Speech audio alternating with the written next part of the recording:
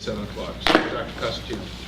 Good evening, everyone. Thank you for joining us. I want to first begin by thanking the members of the Roxbury, Bridgewater, and Washington communities for supporting our students. You do an outstanding job of really allowing our students to have a high-quality education, and we thank you for that. This is my first superintendent's budget ever, so I'm very excited, and I hope that it is accepted in the way that I want it to be, which is doing what's best for our students in the region. So, there we go. The vision. We are in the process of rewriting the vision and the mission for the region, but I really use as the backbone of almost everything I do, the long-range strategic plan that was put together in the district, and also looking at the state and what they suggest, and the 3 R's come to mind, which is rigor, relevance, and relationships. And in everything we do, we try to push that rigor so that students are attaining high expectations, no matter what grade they are in our system, that they are learning things that are relevant. This is really important as kids get older into the high school, so that learning is meaningful and engaging so that they want to be engaged in what's going on. And relationships. It's all about relationships. In life, it's about relationships. When you go to work, it's about working with people. It's collaboration. It's treating people with respect. And it's following the golden rule. But I always try to do what's best for kids. And that's not always what's best for everybody else. And sometimes that gets me in trouble. But, you know, that's kind of my moral compass, looking at what's best for students that we serve. So with that said, just a review, and I'm sure you all know what the long-range plans are, but the first one is curriculum, and it has to do with including the Common Core state standards in our curriculum. It has to do with embedding the 21st century skills into our curriculum and including technology. That's very easily said. It's a big, big job, but we're up for the challenge. Technology. We've made a lot of strides in technology over the past months, but having students be not only consumers of technology, but producers of technology is very, very important. And then goal number 3, which I probably have spent most of my time on the last couple of months, which is dealing with the aging facilities and the declining enrollment, and referring back to the long-range plan that talks about how status quo is no longer an option for Region 12. Okay, so that's kind of the budget priorities as I look forward. Where did I begin? Again, I reviewed the strategic plan. I reviewed the leadership plan. The leadership plan came when Region 12 was looking for a superintendent. And I reviewed all of the skills and the attributes that you were looking for in your new leader. That was important to me. You were looking for a strong leader. You were looking for somebody who would say no. You were looking for somebody who would move the district forward. So that's something that's very important to me. I evaluated the region. Although I didn't start until July 1st, I was in the buildings really starting in April. I met with principals. I met with students. I met with parents. I visited classrooms. I was at every board meeting. I really learned about the region and what you valued, what was important, and what was going on. And then I tried my best to communicate with all stakeholders. Communication is very important. I tried to listen to people. and hear their concerns and weigh their concerns. But again, sometimes you have to say no to people, and that can cause some issues. But that's the process that I used as I was looking at the region. Then what I did, and I'm a very systematic person, I started to plan in my mind how we could have a balanced approach to change in the region. And that balanced approach comes from, first of all, providing the best academic and educational opportunities for our students so that they are prepared when they leave Chapag to compete with the students around the world. Very important. But also balancing that with using our resources in an effective, efficient way so that we upheld our fiscal responsibility to all the communities that we serve.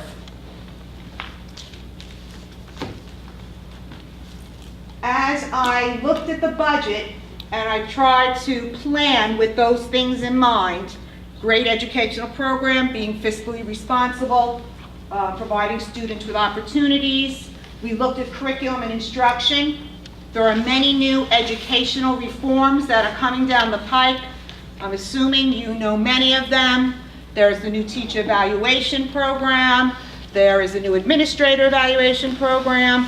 Again, the Common Core state standards, technological skills, getting students ready for the new assessments, making sure that students are engaged in classrooms and doing high-level work, including problem solving, being risk takers, working cooperatively, being curious, being able to solve problems in a way where there's not always an answer, and really thinking outside the box. This budget is going to provide academic opportunities that are new to the region. I'm very excited about this. And when I say this not because any school or system is bad or need repair. I say that we should always be in a constant state of getting better. And that's what this is about. Okay, so virtual high school, you all know what that is. Online classes for students. Very, very excited about that. We actually have a teacher who's going to teach German on virtual high school next year. So we're also very excited about that, and that is going to save us money for the seats for students who want to be in virtual high school. The Academy of Digital Arts and Sciences, which is now in the 9th grade, is going to expand to the 8th grade. We're very excited about that. We're the first school in the state that's going to have this program in 8th grade. And it's hooked up with Ed Connection, and it's, again, real-world learning, problem solving, understanding science and the concepts, but included in that is technology and digital learning. We're going to be able to have more electives. We're going to be able to have interventions for students who need assistance. This is going to be very helpful for a lot of our kids who are getting interventions, but not in a systematic way that we can really monitor and make sure that we can track student growth. Our students are going to have continuous instruction in math, science, and world language, which is going to be very, very beneficial for them. A lot of students are struggling because they're not getting that continuous instruction in math, science, and world language. The other thing it's going to do, it's going to provide our staff time to collaborate, which is very, very important. Each teacher in the middle and the high school are going to have a planning period every day, and they're going to be on professional learning communities, and they're going to be teaming with other teachers in their discipline, in their grade level, to look at student work, to collect student data, to track student growth, to plan lessons. It really is going to make a world of difference here. The other piece is the increased communication. We're bringing in Power School. We are doing our schedule on it right now. And that's going to allow parents the opportunity to get on the parent portal, to get in there, see their students' grades, see attendance, and really have a handle on what's going on with their students academically, and have communication with teachers in real time. It's really going to be a big help with communicating in the region. Professional development. This is really important. As I told you about all the mandates, it's so important that our teachers have time to work on the curriculum so that we ensure that the Common Core is in there, to work on the new teacher evaluation program so they know what it means to be proficient in an engaging classroom, or questioning, or classroom management.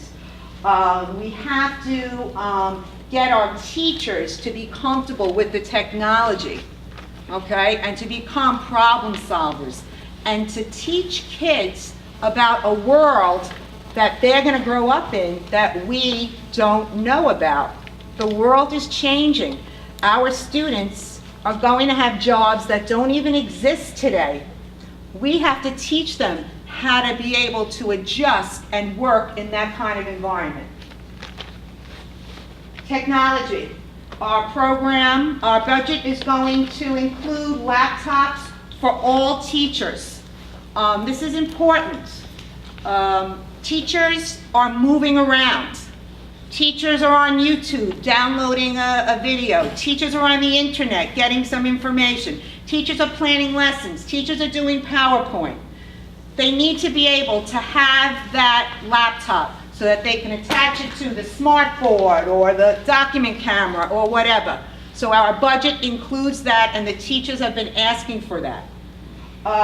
We are going to be including Chromebooks for all 8th, 9th, and 10th graders, so that we will be providing them with Chromebooks. Chromebooks are laptops, put out, they're Google Chrome, you have one there, we have them here, okay? They're $249 a piece. They are excellent, they are easy to work, that you open them and in 10 seconds you're on the internet.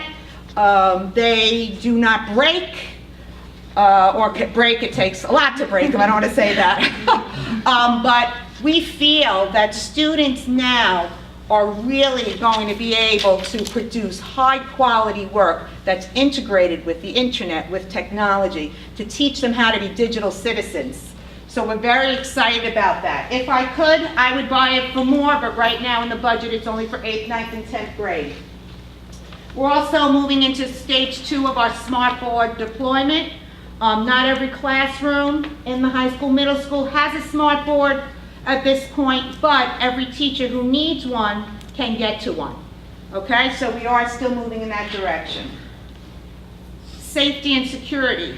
This budget has in it some safety and security measures that we felt were very necessary, especially after the Newtown tragedy.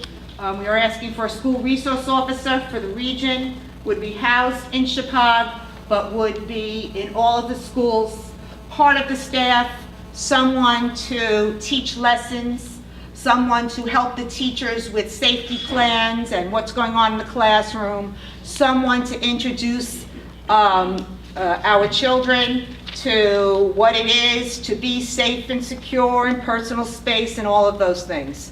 That's for this building. We also, for this building, would like to keep the security guard after school. In the other buildings, we have been able to keep the buildings locked and secured because there is not a lot of activity in those buildings after school. But here, as you probably know, it's very, very busy, and that has been very, very helpful. We are promoting an all hazards approach to safety. It's not for just the extreme experience. It's for anything and everything that can happen in a building.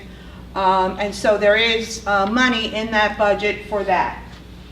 We're also next year, and this is continuation from this year, changing the culture of the schools as far as, you know, being more secure, keeping the doors locked, making sure staff has badges, making sure people who are supposed to be there are there, making sure visitors have badges. just really changing that culture, which is hard to do. So, budget preparation. After sitting down with all administrators and department chairs, we came up with a budget of $138,362, which was an equivalent of 3.6 increase from last year.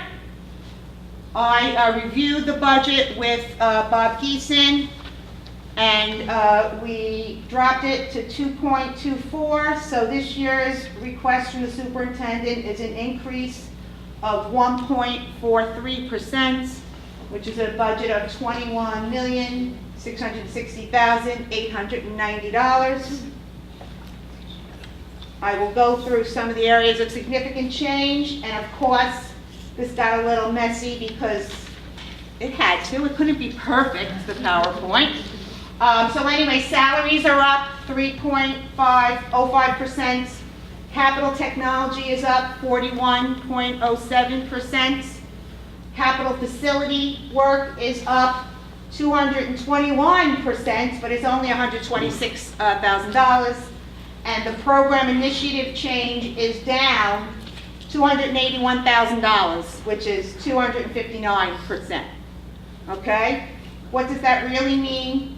In the areas of significant change in staffing, we are reducing 3 full-time certified staff. We are reducing 5 FTEs, non-certified staff.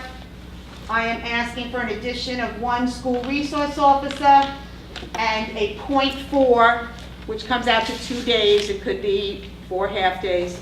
College and Career Center staff, which is an addition. There are other things that we're doing with the budget as far as stipends, but that is kind of a wash, and it makes it really budget neutral.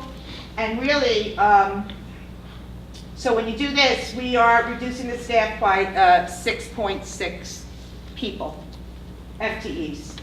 I'm not going to go through each page, but in the personnel budget, we're up 3.05, and you're all going to get this shortly. Oh, there we go. Where is it? Oh, let me go back. There we go. Okay, then we have the employee benefits. We're up 0.55%. In the purchase, professional and technical services, we are up 2.75%. We do have NEASC coming, just so you know, in the next years, and that's going to be an additional cost. NEASC is the New England Associations of Schools and Colleges. That is the accrediting organization for our high school, and every 10 years you have to go through a self-study and a visit to be accredited. It's really important. Purchase property services is down 2.86%. Other purchased services is down 1.77%. Supplies are up 4.03%. And a big piece of that is the fact that we are now on a yearly schedule at the high school, and we couldn't share books. So in the past, if you had an English class and they were reading Macbeth first semester, well then second semester those kids could have read Macbeth second semester. You can't do that anymore. Now you need 2 sets of Macbeth. Okay, so that kind of happened across the board, so that was a little bit of an increase. Our property and program improvements is down almost $100,000 from last year. Our dues and fees and debt service is down 0.22%. And the budget distribution by town, Bridgewater is up 2.41%. Roxbury is up 3.09%, and Washington is down 0.19%.